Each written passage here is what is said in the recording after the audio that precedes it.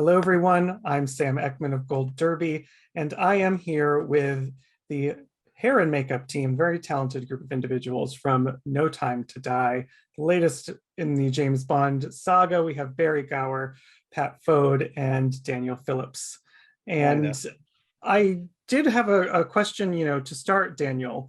Bond girls are known for having this, they're in all the films, and they're known for having this sort of air of glamour to them and style. So this one actually flips the switch in a way, because it gives us not just a Bond girl, but a woman who is 007 with Lashana Lynch's character. So thinking about the history of Bond girls and where that was going, what was your sort of overall approach to her look with her makeup? With our Bond girls? Well, yeah. I mean, I grew up with the Bond movies. I love the Bond movies, and there was always a particular glamorous look, and a lot of the Bond girls were, I guess, dare I say, treated as sort of candy to the side, basically. And now, of course, we're in completely different times, and it was a very conscious decision, along with the script, I guess. The script made it relatively obvious that we couldn't continue with this frills, glamorous girls all the time. So it was quite a conscious decision to bring some reality to the Bond ladies, really. I mean, other than Paloma, who there's an element of comedy there, there's an element of kittenish kind of Marilyn Monroe-esque feel about her. She's still slightly kick-ass, but she's probably the only one that we could get away with going down the really glamorous route. But I just wanted to bring a bit of action movie reality to it and actually portray women as reasonably, as strong characters, rather than just the lipstick and bouncy hair brigade, basically. So it was a conscious decision to do that. Yeah.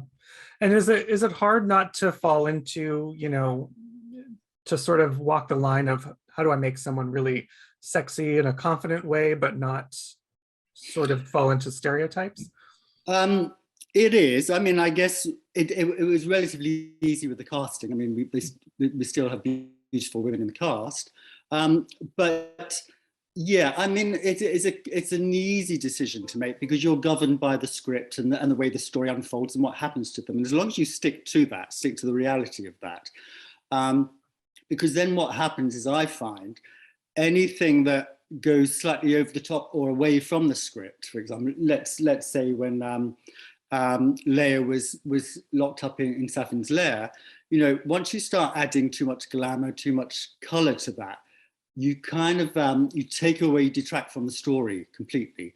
And then that throws you off completely. And then it becomes unbelievable. So I would say you're governed by the script and also by our common sense, basically. We were doing an action movie. It had to be completely or removed from the original Bond, and bring it up to date. So it was something that I found, although I was consciously aware of it, it kind of came quite naturally, if that makes sense, because we spend so much time with these characters and with the script, and it's easier then just to follow out their storyline, basically. Right.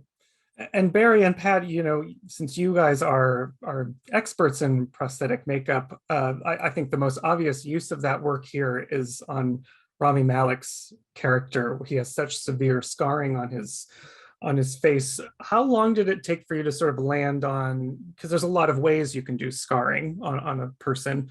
How long did it take you to land on this particular look for him? Well, I think initially when I joined the project with Daniel, I mean, the thought of doing a Bond villain was obviously an incredible task to be asked to be part of. And Daniel and I, before really sitting down and chatting with the director Carrie, we were quite conscious of the fact that we wanted to do something very realistic and very grounded. And we did an awful lot of research, and we gathered an awful lot of reference, did a load of mood boards. We knew the brief was going to be from some kind of toxic poisoning, which would be coming out of his skin. So we met with Carrie on several occasions, had all our mood boards, had various conversations, and it also became aware that Carrie also wanted a huge amount of realism for Rami's character, and he wanted the history and he wanted basically there to be a realistic believability as to the reasons why this character had this scarring. And I think for us, we really didn't want to create some kind of derivative facial scarring, something that had been done before. We wanted to avoid that, and we wanted to keep it very grounded in the real world. So I think we probably had several meetings, and then Pat started with the sculpture on Rami's life cast that we took of him, and I think the whole process, it took several weeks. It was it was a couple of months, I think, and we did several makeup tests as well. All prior to seeing Rami as well. We did several makeup tests on a double to establish the look and the different levels as well, because we had a different look at the start of the film, in the pre-title sequence in Norway, to when we see Safin when he's revealed later in the movie. So I think it was several weeks. The process was of establishing that look, because it was quite a comprehensive look, and it was obviously a very important character and role for the film. And I heard that Rami sort of had to join the process a little bit late in production because of scheduling issues. Did that sort of affect, did you get a lot of time with him, or were you having to do a lot of tests and stuff on doubles before actually getting him on set? Yeah, sorry, Barrie, carry on, Barrie. Well, I was going to say, I think he was, I think Rami was just in the middle of the awards season, I think, for Bohemian Rhapsody at the time. So I think they announced him fairly late in the build, but that he was joining the cast. But we saw him, the first time we met him was the day after he won his BAFTA for Bohemian Rhapsody. So it was a week before the Oscars. And bless him, he'd been up all night, and he came straight to see us at Pinewood. And we took a life cast of his head and his hands. And prior to him coming through the door, we were like, oh my goodness, what kind of state's he going to be in? And he walked in. He was the most professional, beautiful man who came in. And we had a wonderful time with him. And that was the only time we saw him really prior to when we next saw him in Norway, which was several months later. So yeah, as I said earlier, we tested several times on his double to establish the look, and then it wasn't until we saw him, I think it was sort of March, April, I think, which was the first I don't know if it was classed as a pre-shoot, but it was quite early on that we worked with him for a week or two in Norway. Yeah. Well, and Pat, these are long days on these big film shoots like this, on a big budget action film. When the film is this grand in scale, what does your typical day look like? How long are people sitting in the makeup chair? How long are you there on set for the day? That varies. That can vary day to day quite a lot, depending on the scenes that are required to be shot that day. But I knew that we all knew we had to keep the time down for Rami's makeup to be really whittled down to a manageable short amount of time, so that he could get the maximum amount of shooting time and not break turnaround. And so that was a real sort of test for us to try and get the look that we wanted in a quite restricted short time. And we managed to sort of become a well-oiled machine as the shoot went on. But I mean, Barrie, do you remember sort of an average day in hours? It was. We used to time ourselves, didn't we? We had a little stopwatch on the side, and it was such a great environment on Daniel's trailer, because with Rami we had a real back and forth between us across from one side of the trailer to the other. Yes. And we would start with Rami. He would sit in our chair, and we'd put our stopwatch on, and we would time in, and we would be trying to beat our times every day as well. And I think that the nature of doing a makeup for a long consecutive amount of days is the more you do it, the quicker you get, the more familiar you get with the pieces and where everything lines up on the face. So I think we got his makeup down to it was maybe about an hour and 20, an hour and a half. I think, Barrie, I think the whole makeup and hair wig application, we had down to less than 2 hours, hour and 45 minutes. Sometimes it was quite quick. I mean, we did get it done quite quick, really. Because We played a little tag team, didn't we? I remember we'd get so far, then Rami would come and sit in your chair, Daniel, and you'd get... I used to start off, I think, with the head wrap, then he would swap over to you. You would do part of your makeup, then he would swap back over to me. We had opposite mirrors, Barrie and I, so we would just keep catching each other's eye and looking at the time and thinking, well, my turn now, and then we'd swap. But it was, as Barrie was saying, it was a very well-oiled machine, and it had to be quick, and we were very, very time conscious. I mean, you know, as you know, producers can come down hard on you if we're taking time, because it is all film time, and it's all, as Pat was saying, turnaround time. So that was very much part of, in fact, it was part of the makeup build, Barrie, to a degree, wasn't it? We knew we had to do something that was easy to apply, or relatively easy to take off as well. Well, I would also love to hear from you all about just sort of dealing with the legacy of this franchise, because James Bond is a really unique film franchise where it hits all the movies sort of have beats or archetypes to hit in a way, but do it their own way. Like there's a pantheon of villains, of the women, of different Bonds themselves. So how do you sort of think of that legacy? Are you going back to other films in the series to sort of capture different looks or aesthetics? How do you deal with the legacy of the franchise? I think, if I'm honest, I think I managed to approach, I'm sure Barrie did, without any preconceived ideas of previous Bonds. I mean, subconsciously they may have been there, but it was a conscious decision, as I was saying earlier, to try and bring everything up to date and to try and dispense with all of the previous Bond, the previous James Bonds, basically, which were always slightly light. And you'll have noticed that there's probably a lot more violence and a lot more blood on show, and it's a little bit dark as well.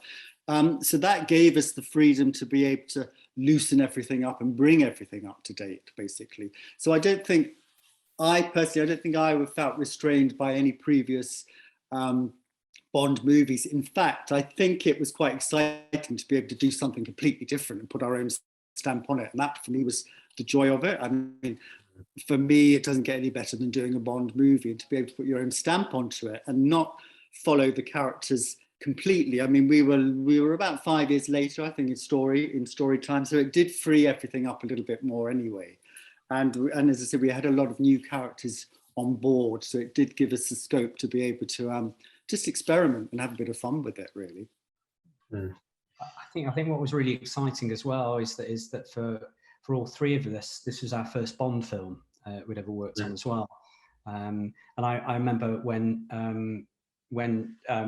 Daniel first approached me about it, and I think I had first joined the project, and about a week later, Daniel said, "Oh, can you give me your details? I'm going to hand them on to production. You're going to get sent a really exciting brown envelope." And it turned up and it had 007 sign on the envelope with the script in it. And I've still got the envelope. I think I might frame it actually. But I think what's quite interesting is that yes, it was our first Bond project for all of us, but we all grew up with the Bond franchise. So we knew about its legacy, we knew about its history, we knew about the pre-existing characters. But I think what was so exciting for us was just to create something very original and very fresh as well for a familiar franchise. Yeah, absolutely. Because you all do have, this may be your first Bond film, but you have massive period pieces and fantasy pieces. The two of you worked on Game of Thrones together. How does this type of movie, a more contemporary style, compare to those other types of makeup and hair?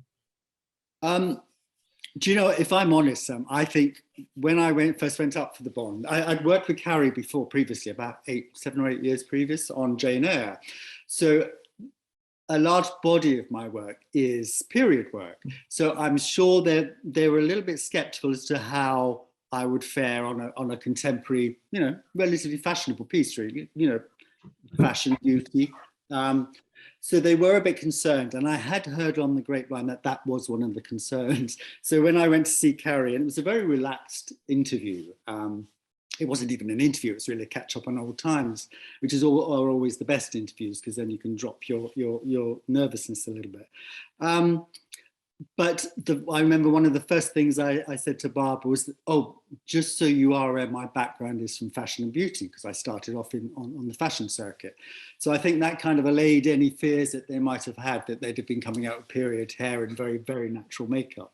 But I do think that was one of the reservations they had. But it worked out quite well, I thought. I think a period James Bond would be quite an interesting take for them to do at some point. Exactly. And before we have to go, I do want to say, you know, like so many other movies this year, it was unfortunately pushed back, the release date, because of the pandemic. What does it feel like to sort of have to wait that whole time and finally see this get to be released on the big screen and finally get to see people's reactions to it? Barry, do you want to get on the pleasure of this one? I feel like Bond was like one of the first movies, I think, wasn't it, to be delayed in COVID times. And I remember us getting so excited the week before the cast and crew screening, and then it suddenly, oh, we're putting it back till October. And then it got pushed and it got pushed. And I think it got pushed like 5 times or something like that. So it's incredible that it's incredible to be involved now, to be able to actually talk about the project and talk about our work. But I think what's so insane is that, you know, this was almost 2 years ago for us, this project, wasn't it? And, you know, shot 18 months ago at least. I remember us having the wrap party in November, and also the project as well. It's an unprecedented length of time for a project as well. Because, you know, for an average film, you're looking at maybe about 4 months, something like that. I don't know, and that's a good chunky film. This was, I mean, how long was the movie? The actual shoot? Do you know? I think I was on the movie for at least 9 months with prep and then the various odd breaks. But it seemed the hardest part, in answer to your question, Sam, from me, is we weren't allowed to talk about the movie. I couldn't even tell my partner what happened in the movie and things like that. So we had to really zip it, and that's the hardest thing, because you're doing it for 2 years, and also we're watching all this going on around us with the pandemic, and we're thinking, oh no, this is a little bit too sort of, you know, the flavors a little bit too similar here. So that for me was the hardest part, not being able to discuss it. Yeah. I think I genuinely didn't know the actual ending of the movie as well, because I think I'd seen 2 different scripts, so I didn't actually know the conclusion. So it wasn't until we actually saw the film, you know, a couple of months ago, that I actually knew how the film ended. Well, exactly, but also the scripts were changing all the time, and we never had a final script, so we never really knew what was happening to characters. Characters were kind of evolving all of the time. And I remember with Lashana, with Nomi, I was having this conversation with Carrie about the start of the film and her look. You know, I don't know if you remember Carrie. Lashana starts off in this long braided wig that's piled up in disguise. And then as the scripts start to evolve, you start to think, that's not going to work. I can't see how that's going to work further down, because she's got all of these action scenes, and how is she going to come down on cables and be somersaulting here and there? So things were changing all the time, and you just had to adapt with it and just roll with it. And then you'd get rewrites one day, and you think, all right, that character has changed completely, or it's moved over to the other side. So it was kind of exciting each week, because you never quite knew what you were going to get at the end of it. If that makes sense, you know, you had to just really roll with the punches. Yeah. Well, it seems you all have rolled with them very well, because it's a great job in the film. So thank you all for discussing it with me.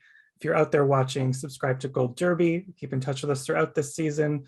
For Daniel, Pat, Barrie, congratulations on your work. Congratulations on being shortlisted by the Academy, and best of luck to you. Thank you for talking with me. Thank you. Thanks, Sam. Bye.